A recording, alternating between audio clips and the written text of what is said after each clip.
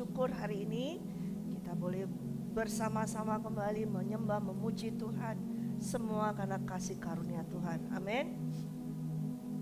Saudara, kita berada di dalam suatu kerajaan yang tak tergoyahkan. Amin. Saudara percaya? Ya, amin, puji Tuhan. Baiklah, kita mau membuka terlebih dahulu di dalam Matius 20. Ya, Matius 20 ayat yang ke-20 hingga yang ke-28. Matius 20 ayat yang ke-20 hingga ke-28. Kita mau membaca bersama-sama. Amin.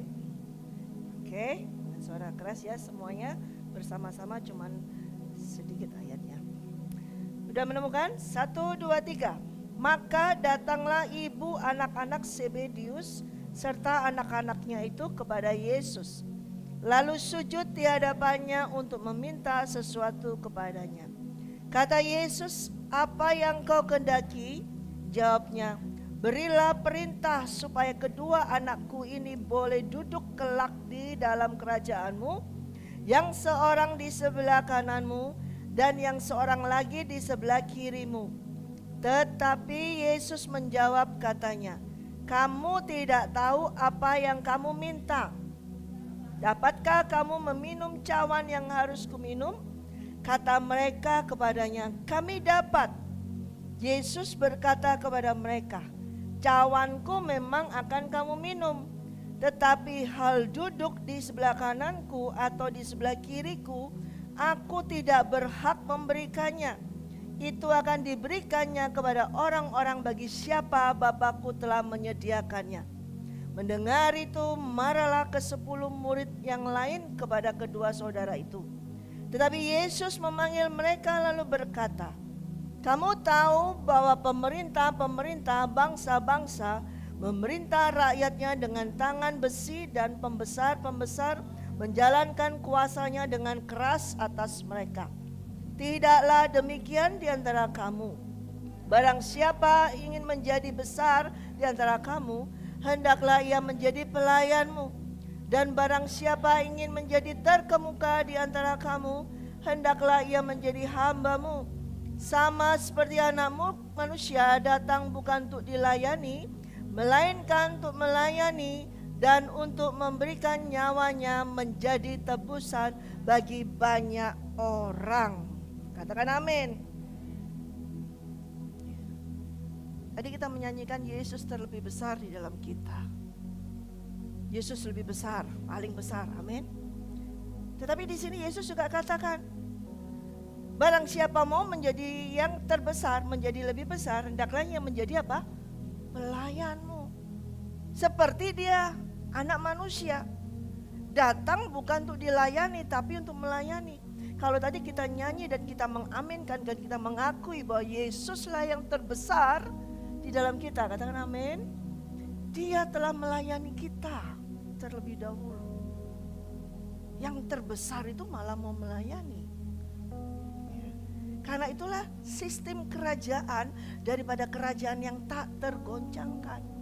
Berbeda dengan kerajaan yang di dunia yang Yesus katakan. Pada saat itu terjadi, ada seorang ibu dari Yohanes dan Yakobus datang kepada Yesus. Karena dia melihat anak-anaknya ini berdua melayani Yesus, sering sudah pergi melayani Yesus. Lalu dia datang dengan sujud menyembah, dan dia meminta. Ada sesuatu yang dia pohonkan, ada yang minta, dia sujud di hadapannya meminta sesuatu. Kata Yesus langsung ketika dia melihat ada orang yang sujud, dia sudah tahu pasti ada mohonnya nih, ada sesuatu maunya nih. Kalau ada orang mau deket Yesus, pasti Tuhan tahu ada maunya nih. Nah, saudara jangan sampai deket sama Tuhan kalau saudara ada maunya aja. Karena Tuhan pasti tahu apa yang mau kau kehendaki untuk aku lakukan. Yesus bertanya kepada ibu itu, "Apa yang kau kehendaki?" Nah, jawab dari ibu itu adalah, "Berilah perintah supaya kedua anakku ini boleh duduk kelak di dalam kerajaanmu, yang seorang di sebelah kananmu yang seorang lagi di sebelah kirimu. Waduh, hebat banget ibu ini ya. Punya anak dua, ya toh? Langsung sujud di hadapan Tuhan dan berkata, beri perintah, keluarkan surat perintah. Wah, gitu ya. Yang satu duduk di sebelah kanan, yang satu duduk di sebelah kirimu di kerajaanmu nanti. Lalu apa jawab Yesus? Kamu tidak tahu apa yang kamu minta. Kadang-kadang seringkali kita meminta sesuatu yang kita tidak tahu apa yang kita minta. Yang padahal yang kita minta itu adalah berat sekali dan sukar sekali. Dapatkah kamu meminum cawan yang harus kuminum? Kata mereka, kami dapat. Waduh, ya kalau minum cawan aja gampang, bisa, semua bisa. Dan Tuhan katakan, iya memang sih cawanku memang akan kau minum. Tetapi tentang duduk di sebelah kananku, sebelah kiriku, itu pun aku tidak berhak memberikannya. Yang berhak siapa? Bapa. Dan itu akan diberikan kepada yang sudah ditetapkan oleh Bapa. Jadi di dalam kerajaan yang tak tergoyahkan tidak ada nepotisme. Tidak ada, oh karena ini saudara, karena ini anak-anak yang sudah sering ikut Tuhan, terus nanti pasti duduk sebelah kanan, sebelah kirinya. Enggak ada. Kalau di pemerintahan dunia ada itu semua. Main suap segala macam, pakai suap, pakai segala sesuatu supaya jadi posisi yang teratas, tertinggi, kedua. Semua ada, pemerintahan dunia melakukan itu. Siapa yang memiliki power di dalam keuangan bisa menguasai. Itu pemerintahan dunia. Tapi tidak demikian di kerajaan yang tak tergoyahkan. Sekalipun kedua anak dari ibu ini melayani Yesus dan ya Yesus mengasihi mereka, tetapi tetap mereka tidak punya hak untuk memerintahkan Yesus. Suruh mereka duduk di sebelah kanan, sebelah kiri. Karena hal tersebut adalah mutlak punyanya Bapa. Ini perlu kita ketahui dasar. Suatu kerajaan yang tak tergoncangkan tidak berdasarkan di running atau dijalankan oleh opini manusia, tidak dijalankan oleh karena relasi dengan manusia. Kerajaan surga yang tak tergoncangkan tidak dijalankan karena banyaknya dana yang sudah diberikan. Kerajaan surga tidak di running, dijalankan dengan karena sudah seringnya melayani, sudah seringnya ikut melayani Tuhan. Tidak. Kerajaan surga yang tak tergoyangkan tidak dijalankan dengan hal apapun dari manusia, tetapi mutlak berasal dari Tuhan Allah Bapa itu sendiri yang menentukan. Nah, itu baru dikatakan kerajaan yang tak tergoncangkan. Ibu ini kepingin anaknya menjadi terkemuka. Ibu ini kepingin anaknya menjadi terkenal. Ibu ini ingin anaknya menjadi penguasa. Duduk di sebelah kanan sebelah kanan Yesus dan kiri Yesus itu artinya apa? Penguasa kan? Menguasai kan? Betul? Kalau di sebelah kanan tahta, sebelah kanan Yesus berarti ada kuasa. Dia pikir kalau duduk sebelah kanan Yesus, sebelah kiri Yesus punya kuasa, punya otoritas. Dia pikir hanya sampai di situ. Supaya enak. Dapat segalanya. Punya segalanya. Tapi hal tentang duduk di sebelah kanan Yesus atau kiri Yesus, Yesus katakan, itu bukan hakku. Aku tidak berhak memberikannya. Yesus sendiri sebagai raja tidak berhak memberikannya. Dia katakan apa? Bapakku sudah menyediakan bagi orang-orang yang sudah dia tentukan. Itu merupakan tak tergoyahkan. Kalau sekarang pemerintahan bisa digoncang. Walaupun yang sudah seharusnya ini diganti dengan orang karena adanya relasi, karena adanya uang segala macam bisa aja terjadi. Pemerintah seluruh dunia semua dirunning dengan uang. Siapa yang punya uang banyak itu yang berkuasa. Itulah pemerintahan di dunia. Makanya Yesus katakan, tidak demikian dengan kamu. Bangsa-bangsa itu, pemerintah di bangsa-bangsa di seluruh dunia itu menjalankan rakyatnya dengan tangan besi, dengan kekerasan, dengan kekuatan. Yang paling kuat itu yang menang. Yang paling punya uang besar itu yang menang. Menjalankan dengan keras atas mereka. Tetapi tidak demikian atas kamu, yaitu kerajaan yang tak tergoncangkan. Tidak dijalankan dengan siapa yang kuat itu yang menang. Itu hukum rimba, tidak. Kerajaan yang tidak bisa digoncang ini tidak dijalankan dengan cara yang demikian. Yang punya power itu yang berarti bisa duduk di sebelah kanan, sebelah kiri. Yang punya relasi, yang punya uang berarti bisa duduk kanan kiri. Tapi tidak demikian. Tapi justru Yesus katakan, barang siapa yang mau menjadi besar di antara kamu, hendaklah ia menjadi pelayanmu. Dan barang siapa ingin menjadi terkemuka di antara kamu, hendaklah ia menjadi hambamu. Nah, ini dasar dari the unshaken kingdom. Kalau mau masuk di dalam unshaken kingdom, harus mau merendahkan diri, harus menjadi pelayan. Mau terbesar, mau duduk di sebelah kanan, harus melayani. Mau duduk di sebelah kiri, harus menjadi hamba. Itu kerajaan surga, kerajaan yang tak tergoncangkan. Sama seperti anak manusia. Dia langsung Yesus katakan, anak manusia siapa? Dia sendiri.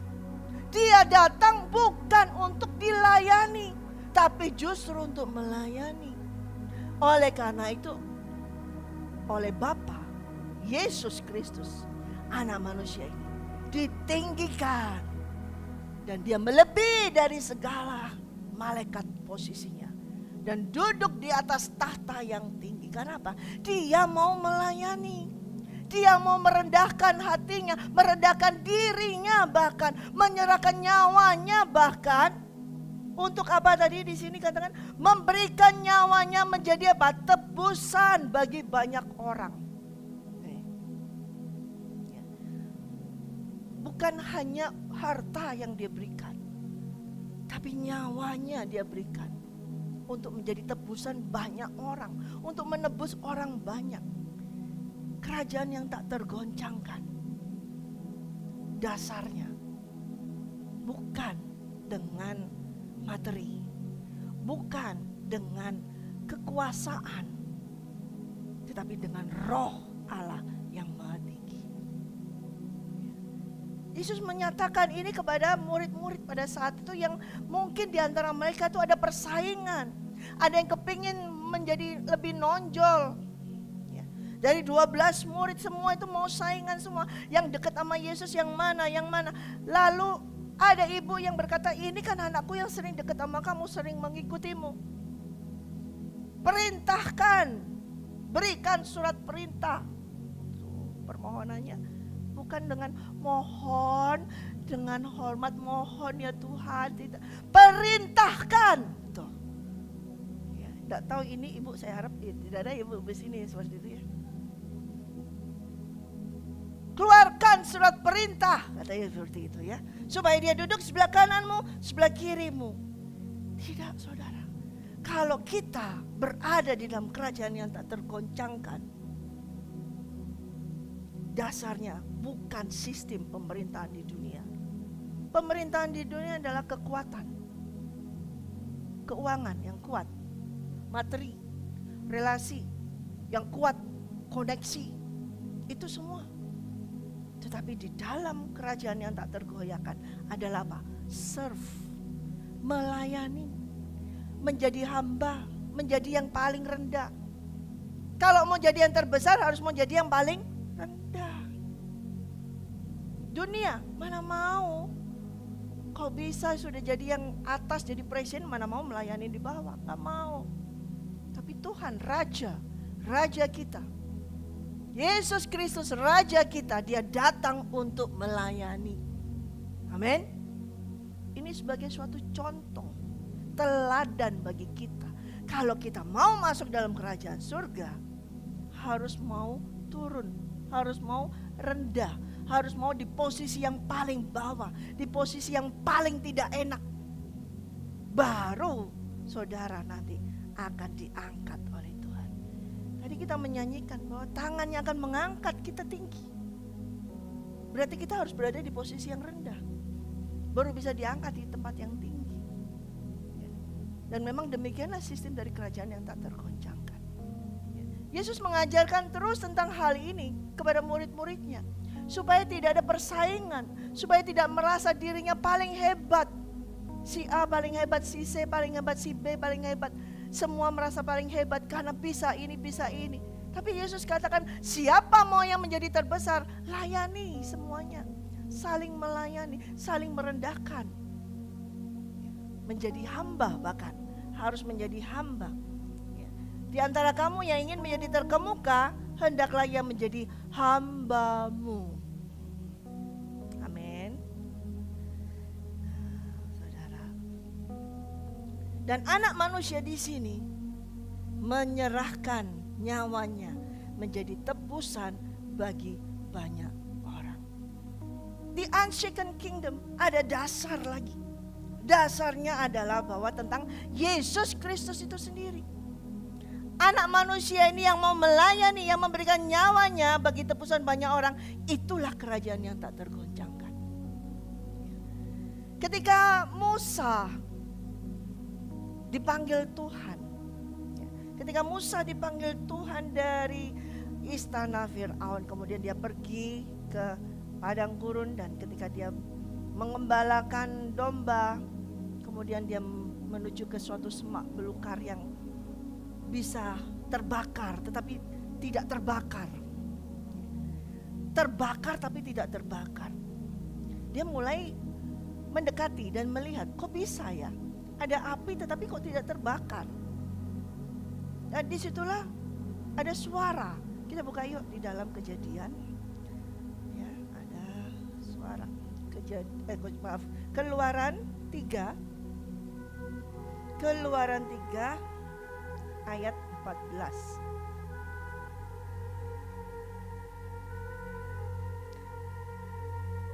Di sini aja, ulangi, kita masuk di ayat yang keempat dulu. Keempat dulu ya, Keluaran 3 ayat yang keempat. Ketika dilihat Tuhan bahwa Musa menyimpang untuk memeriksanya, berserulah Allah dari tengah-tengah semak duri itu kepadanya, Musa, Musa. Dan ia menjawab, ya Allah. Lalu ia berfirman, janganlah datang dekat-dekat, tanggalkan kasutmu dari kakimu, sebab tempat di mana engkau berdiri itu adalah tanah yang kudus. Lagi ia berfirman, akulah Allah ayahmu, Allah Abraham, Allah Ishak dan Allah Yakub. Lalu Musa menutupi mukanya sebab ia takut memandang Allah. Dia melihat ada semak duri yang menyala apinya tetapi tidak terbakar, tidak termakan api. Semak yang terbakar tetapi tidak terbakar. Itu sudah menunjukkan suatu lambang the unshaken kingdom.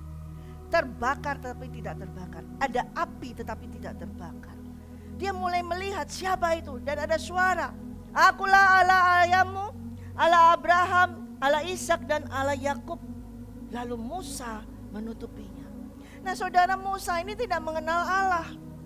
Karena di dalam dia kehidupannya dia ada di Fir'aun, dia tidak mengenal Allah. Dan keturunan dari Abraham yang dibawa ke Mesir, sama sekali mereka tidak mengenal itu Allah seperti apa. Allah Abraham, Allah Ishak, Allah Yakub, mereka nggak tahu. Mereka semua dalam masa penindasan, perbudakan. Yang mereka kenal cuma Fir'aun, yang mereka tahu cuma Fir'aun, putri Fir'aun, Fir'aun itu aja.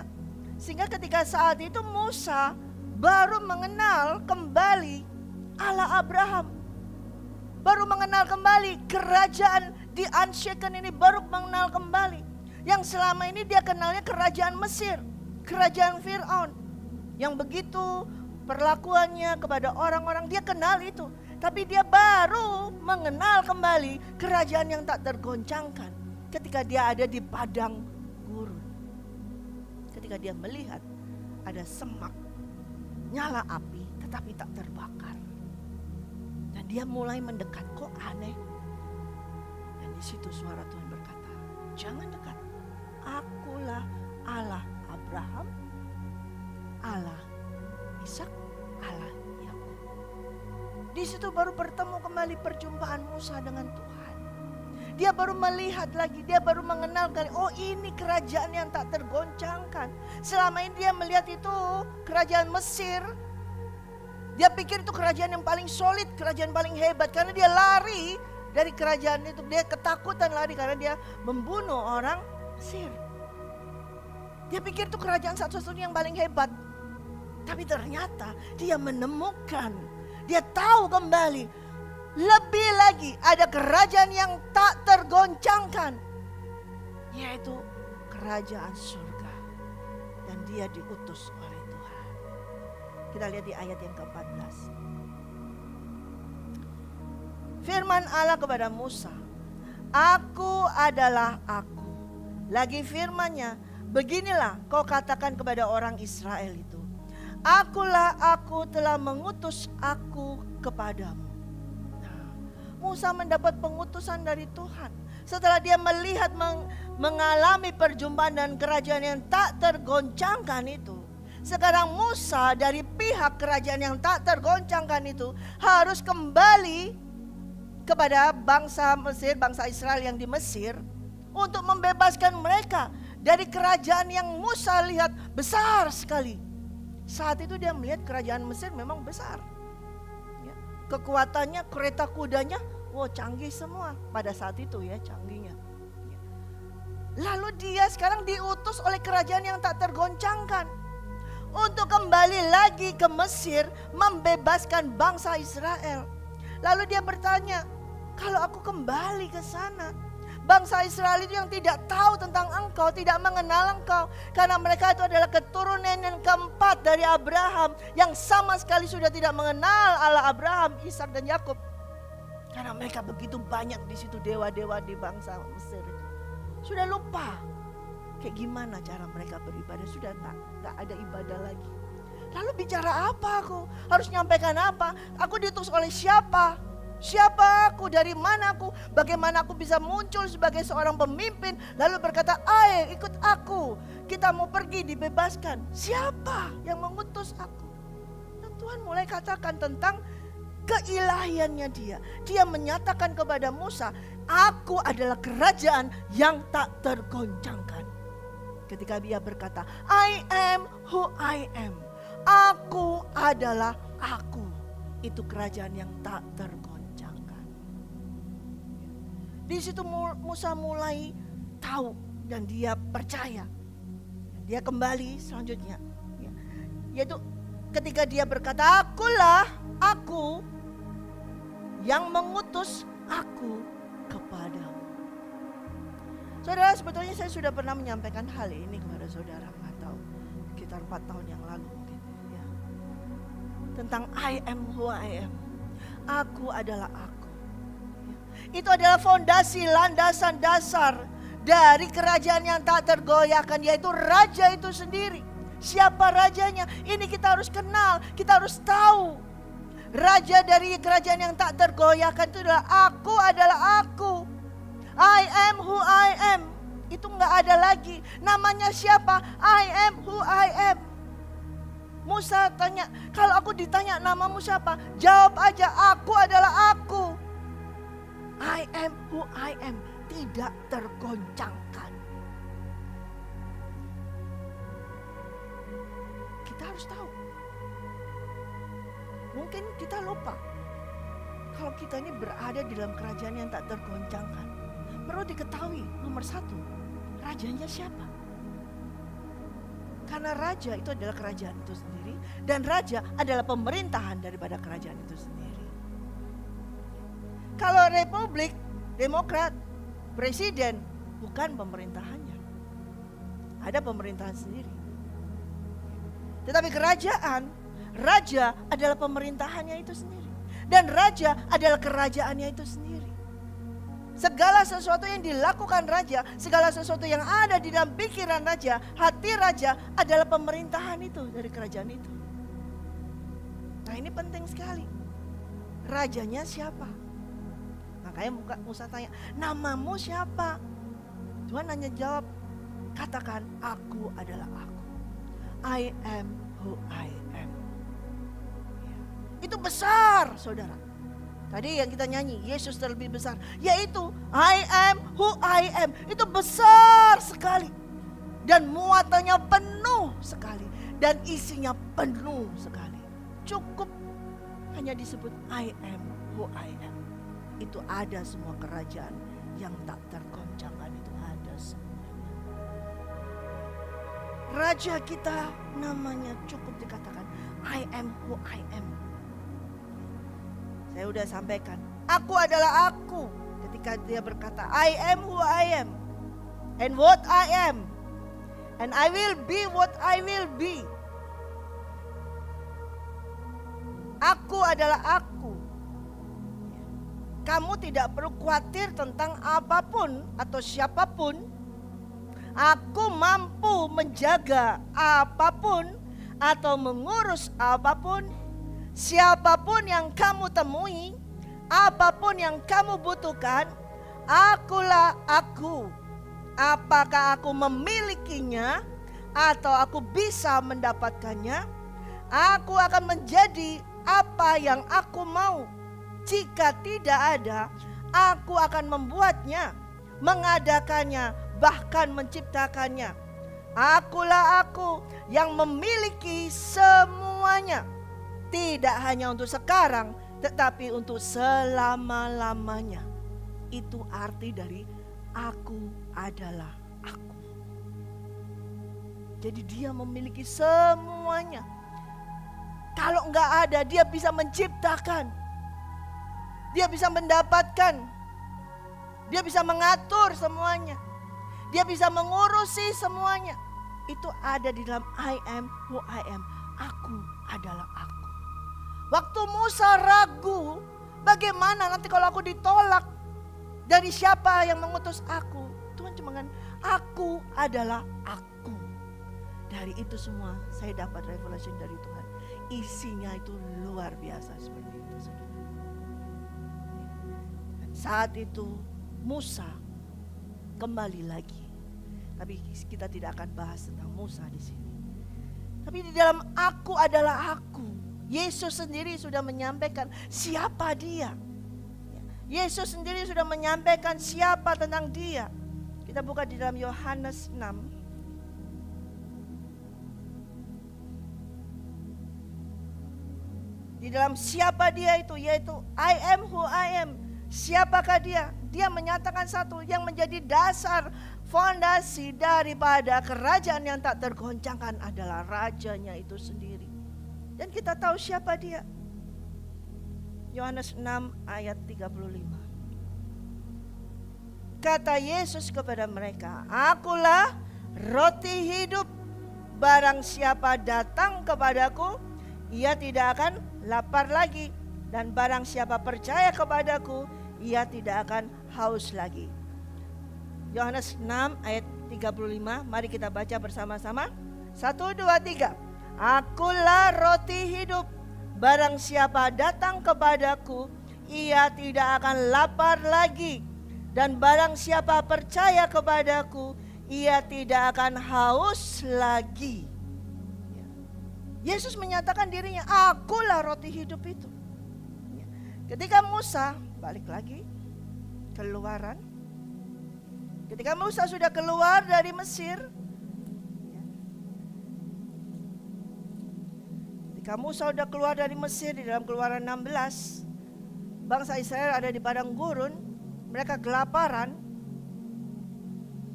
Keluaran 16 ayat 2. Di padang gurun itu bersungut-sungutlah segenap jemaah Israel kepada Musa dan Harun dan berkata kepada mereka, kalau kami mati tadinya di tanah Mesir oleh tangan Tuhan, ketika kami duduk menghadapi kuali berisi daging dan makan roti sampai kenyang, sebab kamu membawa kami keluar ke padang gurun ini untuk membunuh seluruh jemaah ini dengan kelaparan. Lalu berfirmanlah Tuhan kepada Musa, sesungguhnya aku akan menurunkan dari langit hujan roti bagimu. Maka bangsa itu akan keluar dan memungut tiap-tiap hari sebanyak yang perlu untuk sehari, supaya mereka ku coba apakah mereka hidup menurut hukumku atau tidak. Ada hujan roti setiap hari, saudara. Haleluya. Ada hujan roti. Gara-gara bangsa Israel bersungut-sungut, kelaparan. Tuhan katakan, aku akan menurunkan hujan roti. Belum ada ya? Belum. Hujan es ada. Hujan air aja. Hujan roti belum ada. Emang gak bisa? Sudah ada di Keluaran ini, pasti bisa ada lagi, saudara. Amin. Karena dia tetap I am who I am itu. Dia tetap kerajaan yang tak tergoncangkan itu. Kembali Yohanes 6 ayat 51. Akulah roti hidup yang telah turun dari surga. Jikalau seorang makan dari roti ini, ia akan hidup selama-lamanya. Dan roti yang kuberikan itu ialah dagingku, yang akan kuberikan untuk hidup dunia. Ya. Kalau roti yang biasa aja diturunkan dari langit seperti hujan, terus kemudian Yesus Kristus sendiri adalah roti hidup yang turun dari surga. Dia sudah turun dari surga roti itu. Ya. Ayat 53, maaf. Maka kata Yesus kepada mereka, aku berkata kepadamu, sesungguhnya jikalau kamu tidak makan daging anak manusia dan minum darahnya, kamu tidak mempunyai hidup di dalam dirimu. Barang siapa makan dagingku dan minum darahku, ia mempunyai hidup yang kekal, dan aku akan membangkitkan dia pada akhir zaman. Sebab dagingku adalah benar-benar makanan, dan darahku adalah benar-benar minuman. Barang siapa makan dagingku dan minum darahku, ia tinggal di dalam aku dan aku di dalam dia. Sama seperti Bapa yang hidup mengutus aku dan aku hidup oleh Bapa. Demikianlah juga barang siapa yang memakan aku akan hidup oleh aku. Inilah roti yang telah turun dari surga. Bukan roti seperti yang dimakan nenek moyangmu dan mereka telah mati. Barang siapa makan roti ini, ia akan hidup selama-lamanya. Amin. Kita sudah menerima roti hidup ini. Sudah ada roti hidup ini, sudah turun. Bahkan kita sudah percaya, sudah makannya, maka kita beroleh apa? Hidup untuk selama-lamanya. Kalau bangsa Israel di masa Musa pada saat itu mereka makan, tapi kemudian makan mana yang turun dari langit, hujan roti itu, tapi mereka mati semua. Karena ada yang memberontak juga, mereka mati semua. Tetapi saat ini kita yang sudah menerima roti hidup, yaitu Yesus Kristus, Raja dari kerajaan yang tak tergoncangkan itu, kita tidak mati, tapi kita beroleh hidup. Amin. Ini Yesus mau menyampaikan, kerajaanku, ya, orang di dalam kerajaan itu ada dasarnya. Dan dia katakan bukan hanya makan roti saja, tapi aku sendiri, dirinya sendiri, raja itu adalah roti hidup itu yang bisa dimakan itu. Nah, kalau raja kerajaan kita adalah roti hidup yang kita makan itu, wow, luar biasa, saudara. Gak akan pernah habis. Tidak akan pernah habis, karena dia raja yang tak tergoncangkan. Amin. Dia adalah roti hidup itu. Dia tahu ketika bangsa Israel berada di dalam Mesir, penindasan, dalam perbudakan, kelaparan itu pasti akan terjadi.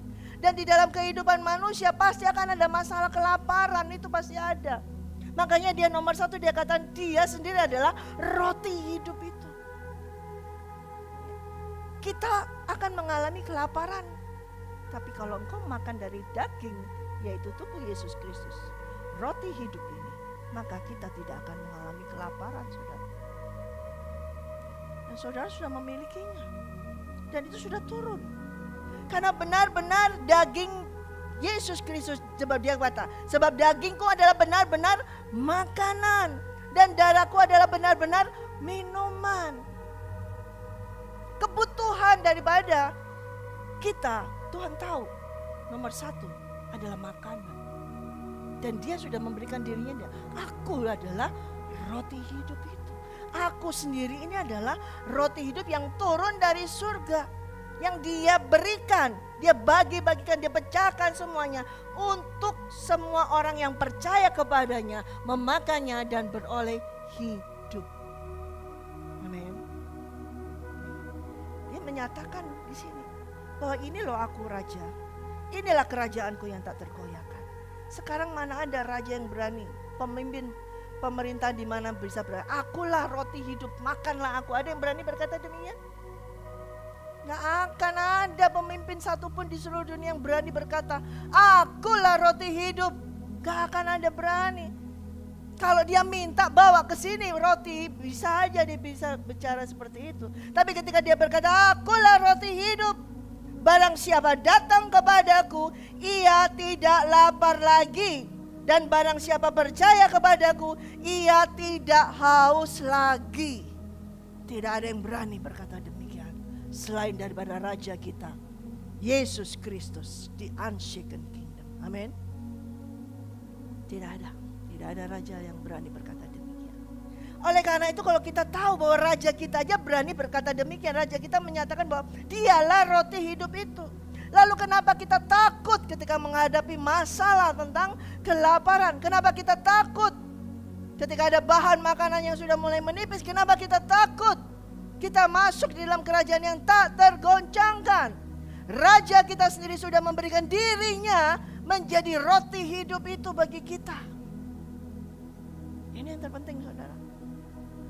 Kemudian Yesus tahu juga, bukan masalah roti saja yang mereka ini ketakutan. Karena mereka manusia ini berada dari kerajaan kegelapan, kemudian dipindahkan ke dalam kerajaan yang tak tergoncangkan. Membutuhkan suatu terang, membutuhkan suatu pelita yang bisa menuntun jalannya. Di dalam Yohanes 8 ayat 12. Yohanes 8 ayat 12. Yesus berkata kepada mereka pula, orang banyak katanya, akulah terang dunia. Barang siapa mengikut aku, ia tidak akan berjalan dalam kegelapan, melainkan ia akan mempunyai terang hidup. Akulah terang dunia. Barang siapa mengikut aku, ia tidak akan berjalan dalam kegelapan, melainkan akan mempunyai terang hidup. Orang kalau hidupnya di dalam suatu kegelapan, enak gak saudara? Gak enak kan? Bingung, kalau mati lampu aja seharian saudara pasti sudah gak enak. Kepanasan, gelap semuanya gak bisa ya Pak. Tetapi Yesus katakan, tahu ini keadaan manusia ketika masa kelaparan pasti ngomel duluan. Makanya dia katakan, I am the bread of life. Akulah roti hidup itu. Tapi ketika manusia berada dalam suatu kegelapan juga gak enak. Manusia pasti gak suka dalam kegelapan. Karena apa? Karena manusia diciptakan semula sejak awal bukan tinggal di dalam kegelapan, tetapi di dalam terang Allah Bapa itu. Karena akibat dosa manusia tinggal dalam kegelapan. Makanya Yesus katakan, aku rajamu. Akulah terang dunia itu, yang menerangi kita. Barang siapa yang mengikut aku, ia tidak akan berjalan dalam kegelapan, melainkan akan mempunyai terang. Dari dalam dirinya ada terang. Bukan diterangi lagi saudara. Barang siapa mengikut Yesus, ia tidak akan berjalan dalam kegelapan, melainkan ia mempunyai terang hidup itu. Ada terang yang keluar dari dia. Saudara gak bawa senter, bukan jalan bawa senter gini enggak. Tapi dalam hatimu terang itu keluar, menerangi. Menerangi apa? Matamu. Mata ini gak jadi gelap. Ketika menghadapi persoalan, menghadapi badai, mata tidak jadi mata gelap. Ada terang Kristus keluar yang menerangi, oh mana yang benar, mana yang jahat, mana yang berkenan kepada Tuhan yang harus kita lakukan. Ada terang Kristus. Tapi kalau orang tidak memiliki terang Kristus, matanya gelap. Dia mengambil keputusan dengan kedagingannya dia. Dia mengambil keputusan dengan begitu terburu-buru. Yang penting puas. Itu mata gelap. Tapi kalau mata yang sudah diterangi oleh terang Kristus, maka ada sinar yang keluar, bisa membedakan mana yang baik, mana yang benar, mana yang berkenan kepada Tuhan. Tuhan tahu bahwa kita manusia membutuhkan terang itu. Karena itu dia berkata, akulah terang itu. Sekali lagi, tidak ada pemimpin dunia yang berani berkata, akulah terang itu. Gak berani, gak ada satupun. Tidak ada satupun raja di dunia di mana yang berkata, I am the light of the world. Gak ada. Cuman satu, raja kita, Yesus Kristus. Amin. Dia adalah raja yang tak tergoncangkan. Yohanes 10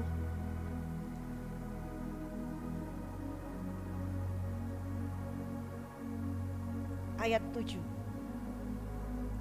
Maka kata Yesus sekali lagi, aku berkata kepadamu, sesungguhnya akulah pintu ke domba-domba itu. Semua orang yang datang sebelum aku adalah pencuri dan perampok, dan domba-domba itu tidak mendengarkan mereka. Ayat 9 bersama-sama.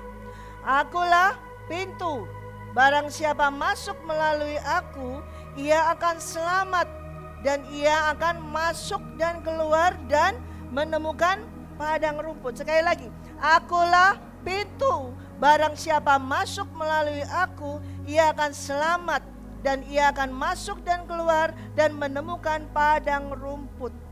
Pintu ini penting untuk sebuah kandang daripada domba-domba. Ini berhubungan dengan domba dan gembala. Kalau kandang tidak ada pintunya nggak bisa masuk. Dan Yesuslah pintu itu. Dia berkata, akulah pintu itu. Barang siapa masuk melalui aku, ia akan selamat. Dia akan masuk dan keluar menemukan padang rumput. Kalau itu domba-domba masuk dan keluar, ketika dia masuk dia menemukan, dan keluar pun dia menemukan padang rumput. Yesuslah pintu daripada kerajaan yang tak tergoncangkan itu. Barang siapa masuk melalui Yesus, ia akan selamat. Dan dia akan keluar dan menemukan padang rumput. Dunia menawarkan banyak pintu-pintu. Pintu keberhasilan semuanya banyak ditawarkan di dunia. The door of opportunity, banyak sekali kiat-kiat sukses segalanya. Tapi hanya satu pintu. Satu pintu yang membawa engkau apa? Selamat. Banyak pintu yang ditawarkan oleh dunia, kerajaan dunia. Tapi kerajaan surga, di unshaken kingdom, berkata satu, yaitu Yesus Kristus. I am the door. Akulah pintu. Yang membawa apa? Kalau kita masuk, kita akan selamat. Jangan sampai ketika saudara masuk dalam pintu di dunia yang dunia tawarkan, saudara masuk tapi saudara bonyok, nggak selamat. Habis, babak belur, digebukin. Tapi dari pintu ini, Yesuslah pintu itu, satu-satunya pintu. Dan kalau kita masuk melalui dia, pasti akan selamat. Dan masuk dan keluar dan menemukan padang gurun, bukan padang rumput. Di ayat yang 10,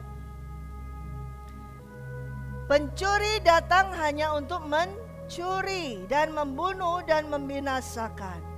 Aku datang supaya mereka mempunyai hidup dan mempunyai dalam segala kelimpahan. 11. Akulah gembala yang baik. Gembala yang baik memberikan nyawanya bagi domba-dombanya.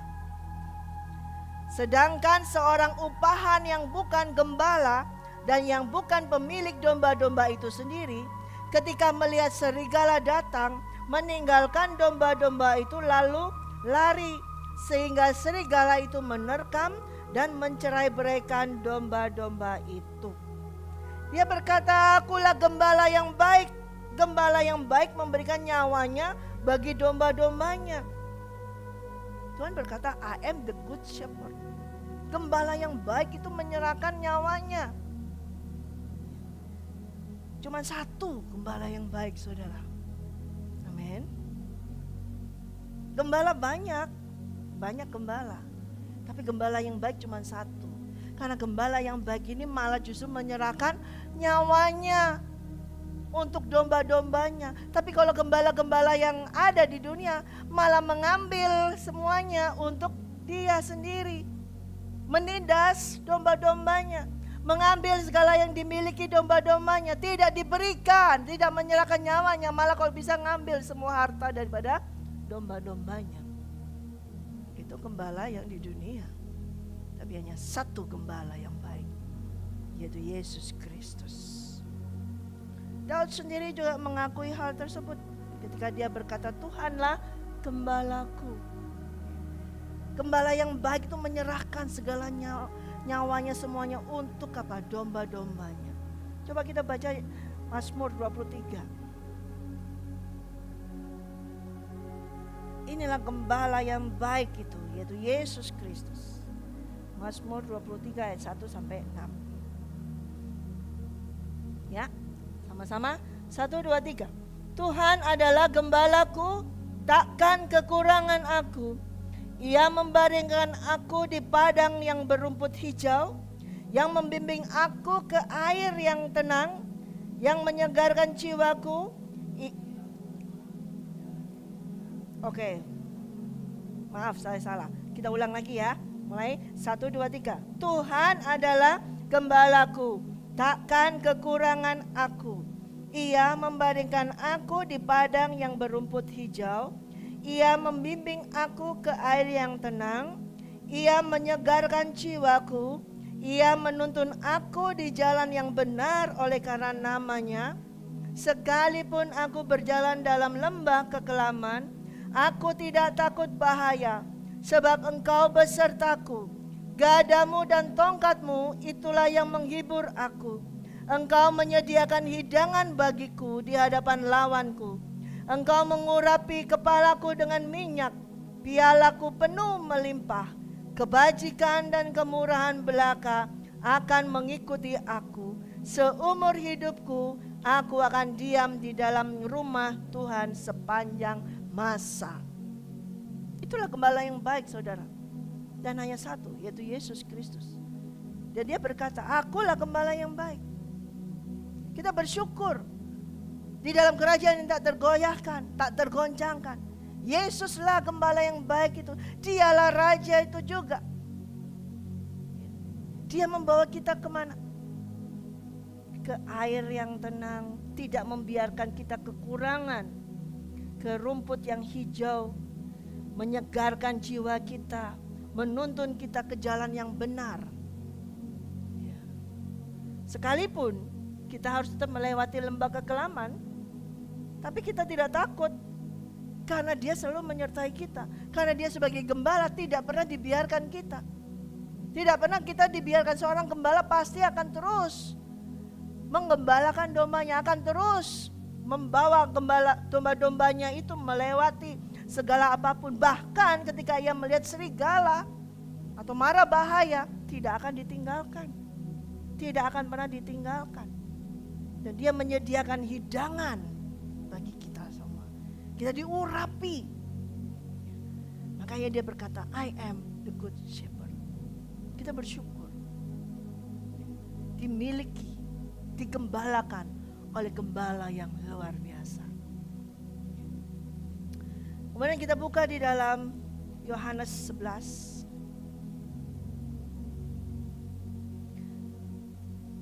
Ayat 25. Dia menyampaikan lagi. Kalau tadi pertama apa? Akulah roti hidup, akulah terang dunia, kemudian akulah pintu, dan akulah gembala yang baik. Nah, sekarang dia berkata di sini di Yohanes 11 ayat 25, jawab Yesus, akulah kebangkitan dan hidup. Barang siapa percaya kepadaku, ia akan hidup walaupun sudah mati. Sekali lagi, Yesus berkata, akulah kebangkitan dan hidup. Barang siapa percaya kepadaku, ia akan hidup walaupun ia sudah mati. Berarti dalam kehidupan ini kita harus mengalami kematian, ya, akibat daripada terhisapnya dosa. Ya. Tetapi Tuhan katakan, kalau kamu sudah masuk dalam kerajaan yang tak tergoncangkan itu, akulah kebangkitan dan hidup. Berarti sekalipun mati, ada suatu kebangkitan. Kalaupun kita harus mengalami kematian, Dia akan membangkitkan kita. Katakan amin. Karena Dia adalah kebangkitan dan hidup.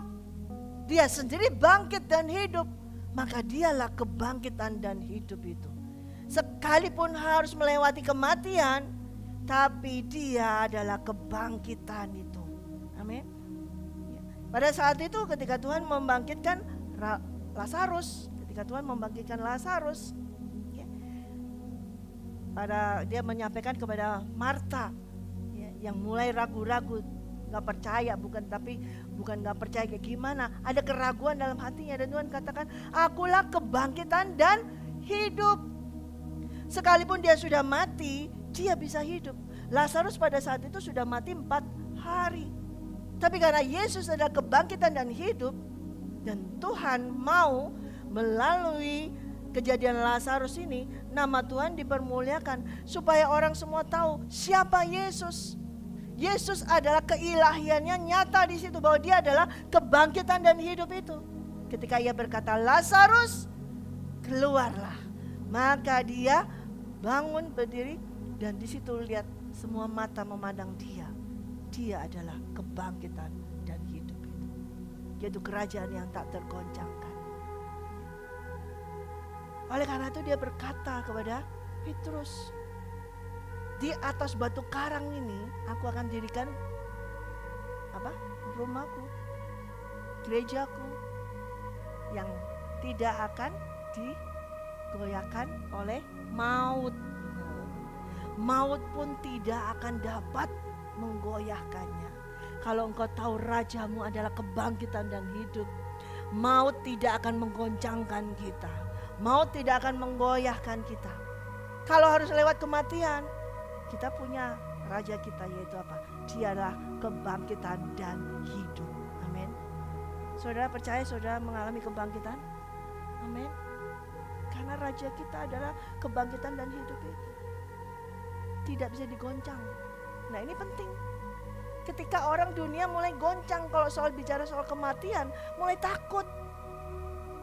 Punya duit berapapun, sekaya apapun mereka, tapi mereka takut mati.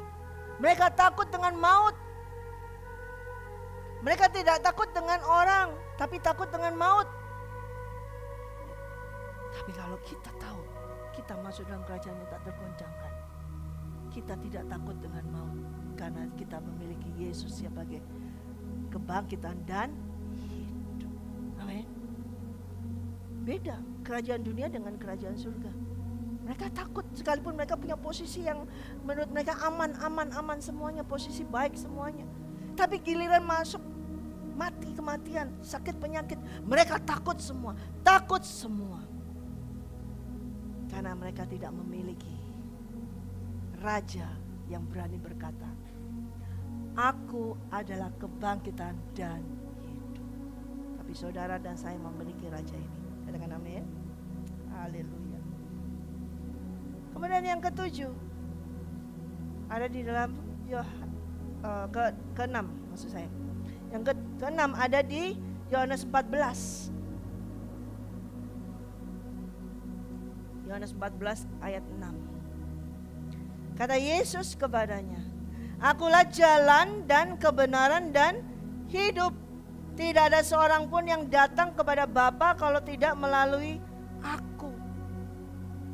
Dia cuma satu-satunya jalan, kebenaran dan hidup. Barang siapa mau hidup harus lewat Yesus. Tidak ada jalan lain. Tidak ada jalan lain. Ya. Ada itu peribahasa banyak jalan menuju ke, tapi ke surga tidak ada jalan lain, hanya lewat Yesus Kristus. The only way. Dialah jalan, kebenaran dan hidup. Tidak ada seorang pun yang datang kepada Bapa kalau tidak melalui Yesus. Dan kita sudah masuk jalan lewat Yesus ini. Amin. Jalan satu-satunya untuk masuk dalam kerajaan yang tak tergoncangkan. Dia satu-satunya jalan. Gak bisa mau masuk ke dalam kerajaan tak tergoncangkan lewat cara lain, lewat jalan belakang tidak ada. Lewat jalan samping gak ada. Apalagi lewat jalan tikus, gak ada. hanya lewat satu jalan, yaitu Yesus Kristus. Satu-satunya jalan kebenaran dan hidup. Kamu mau berbuat baik, kamu melakukan apa saja, banyak memberi atau melakukan apa saja kebaikan kepada siapa saja, tetapi kalau engkau tidak masuk lewat jalan Yesus Kristus, engkau tidak akan sampai dalam kehidupan itu. Amin. Hanya satu jalan, yaitu Yesus Kristus. Di dalam pasal yang ke-15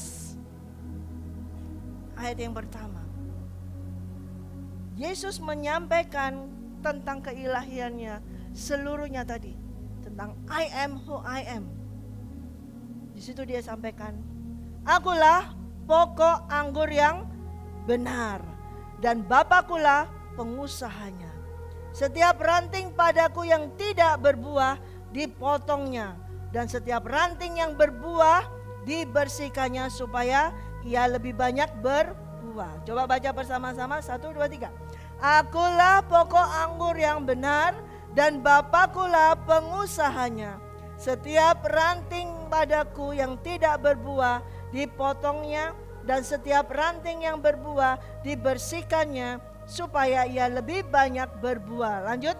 Kamu memang sudah bersih karena firman yang telah kukatakan kepadamu. Tinggallah di dalam aku dan aku di dalam kamu.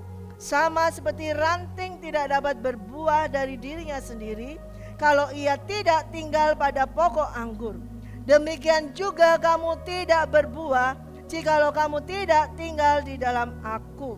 Akulah pokok anggur dan kamulah ranting-rantingnya. Barang siapa tinggal di dalam aku dan aku di dalam dia, ia berbuah banyak. Sebab di luar aku kamu tidak dapat berbuat apa-apa. Lanjut. Barang siapa tidak tinggal di dalam aku, ia dibuang keluar seperti ranting dan menjadi kering. Kemudian dikumpulkan orang dan dicampakkan ke dalam api lalu dibakar. Jikalau kamu tinggal di dalam aku dan firmanku tinggal di dalam kamu, mintalah apa saja yang kamu kehendaki dan kamu akan menerimanya. Dalam hal inilah Bapakku dipermuliakan, yaitu jika kamu berbuah banyak, dan dengan demikian kamu adalah murid-muridku. Amin. Yang ketujuh dia katakan, akulah pokok anggur itu. Kita rantingnya dan Bapa adalah pengusahanya. Kalau kita sebagai ranting itu harus tetap tinggal di dalam pokok anggur itu. Seperti ranting yang tinggal di dalam pokok anggur itu. Ranting itu gak akan bisa berbuah kalau dia keluar sendiri atau dia berdiri sendiri, tidak mau masuk di dalam pokok anggurnya, dia tidak akan bisa berbuah. Tapi ranting yang mau terus nempel dengan pokok anggurnya ini baru akan mendapat supply, dapat asupan bahan yang bisa menghasilkan buah. Selama ranting ini tetap mau tinggal di dalam pokok anggur ini, maka ia akan berbuah banyak. Tetapi ketika dia berkata, aku bisa berdiri sendiri, ya, aku bisa berdiri sendiri, aku gak membutuhkan pokok anggur ini, aku bisa berdiri sendiri, maka dia akan menjadi kering dan mati, dan akhirnya apa? Dibuang. Dia berkata, akulah pokok anggur. Kalau dia pokok anggur, kita ini sebagai rantingnya, berarti kita harus tinggal di dalamnya, saudara. Tinggal di dalam kerajaan yang tak tergoyahkan. Tinggal di dalam dia. Tinggal di dalam kerajaan yang tak tergoncangkan.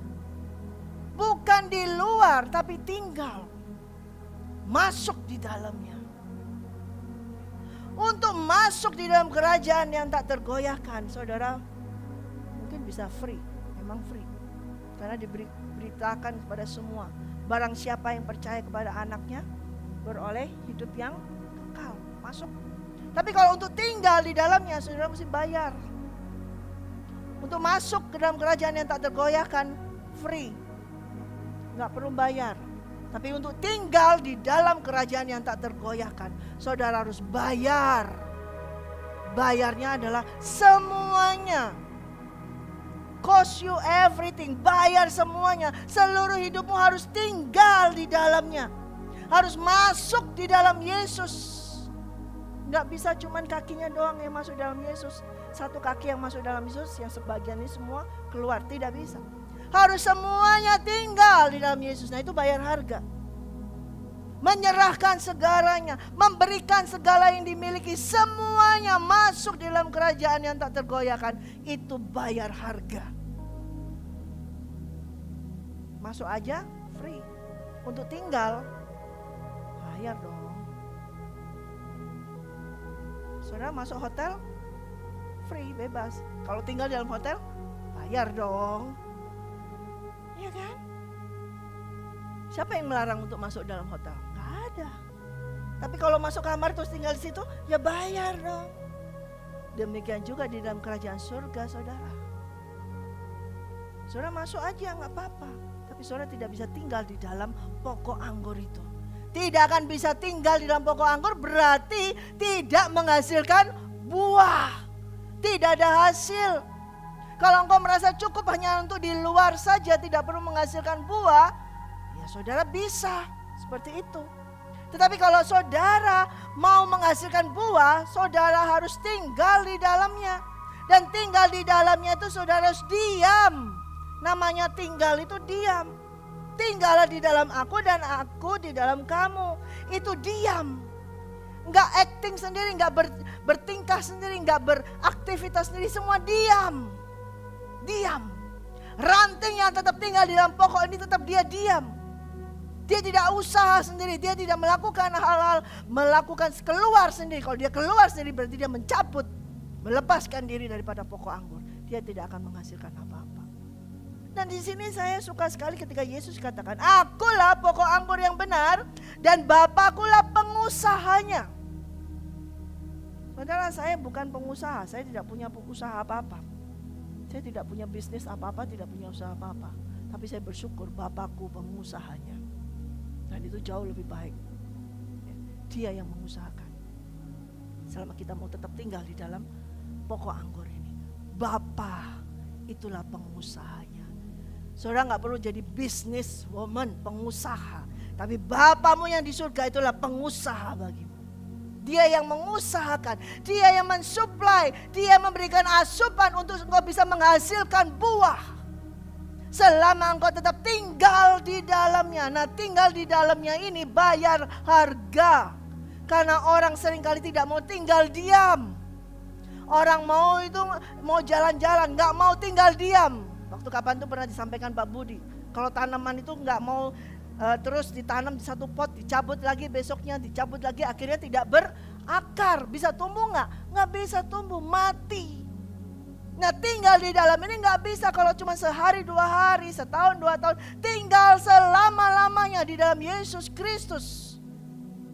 Baru itu bisa berbuah. Kalau sehari keluar, sehari dicabut, pindah lagi, tidak akan bisa menghasilkan apa-apa, bahkan mati kering. Kayak Yesus katakan di sini, I am the true vine. Akulah pokok anggur yang benar. Bapakkulah pengusahanya. Dia yang mengusahakan. Dia yang mengatur suplai semuanya. Makanan, bahan semuanya disuplai. Dari akar semua disuplai. Dia yang mengatur semuanya. Kita tinggal diam, tetap diam. Tinggal diam di dalam Yesus saja.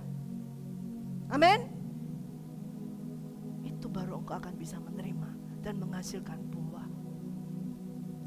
Untuk tinggal diam di dalam Tuhan Yesus, ini saudara perlu bayar harga. Karena sukar sekali bagi kita untuk diam, tinggal di dalam Dia.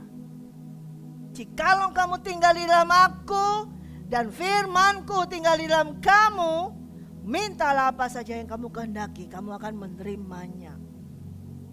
Kalau betul-betul kita makan firman, tinggal di dalam Dia, kita dipenuhi makan, kita dimakan oleh firman itu.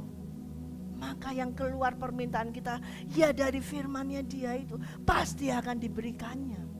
Amin. Nah itu adalah keilahian daripada Tuhan Yesus.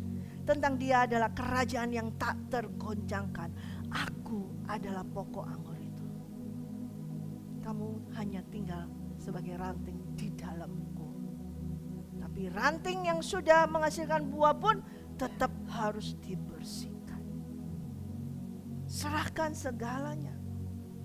Kalau kita mau tinggal di dalam Yesus, kita harus menyerahkan segalanya. Kita menyerahkan keegoisan kita, kita menyerahkan keakuan kita, kita menyerahkan segala kepemilikan kita, semua kita serahkan segalanya. Tidak bisa tidak. Itu yang harus kita lepaskan dan tinggal diam di dalam Dia. Lepaskan, tinggal di dalam Dia. Maka Dia yang adalah Alfa dan Omega. Di dalam Wahyu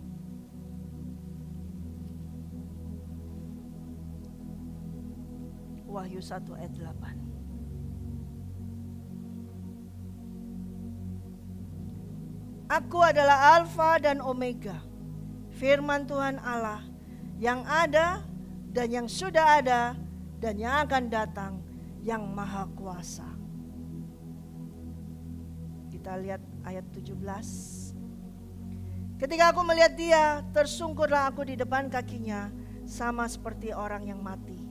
Tetapi Ia meletakkan tangan kanannya di atasku, lalu berkata, jangan takut, aku adalah yang awal dan yang akhir, yang hidup. Aku telah mati, namun lihatlah, aku hidup sampai selama-lamanya, dan aku memegang kunci jurang maut dan kerajaan maut. Kerajaan yang tak tergoncangkan. Dia Alfa dan Omega. Dia yang awal dan yang akhir, yang sudah ada, yang ada dan yang akan datang, yang maha kuasa, yang hidup. Namun Dia telah mati, namun Dia hidup, dan Dia hidup selama-lamanya. Bahkan Dia memegang apa? Kunci maut. Kerajaan maut sudah ada di tangannya.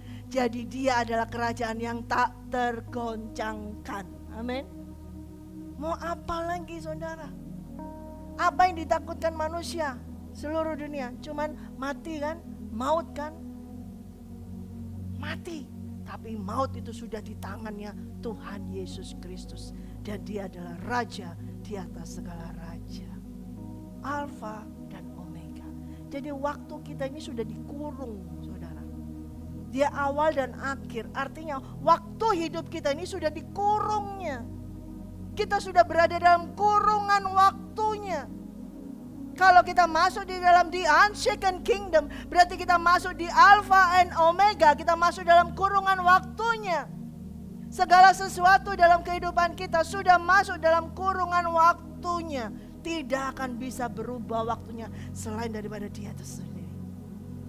Jadi saudara gak perlu takut. Waktu kita Dia yang pegang. Segala sesuatu sudah Dia yang pegang. Kalau kunci maut, jurang maut aja dipegang Dia, apalagi kehidupan kita sudah dipegang oleh Dia. Amin. Karena itu tidak tergoncangkan. Amin. Kita bersyukur, kita masuk, dan kita tinggal di dalam kerajaan yang tak tergoncangkan.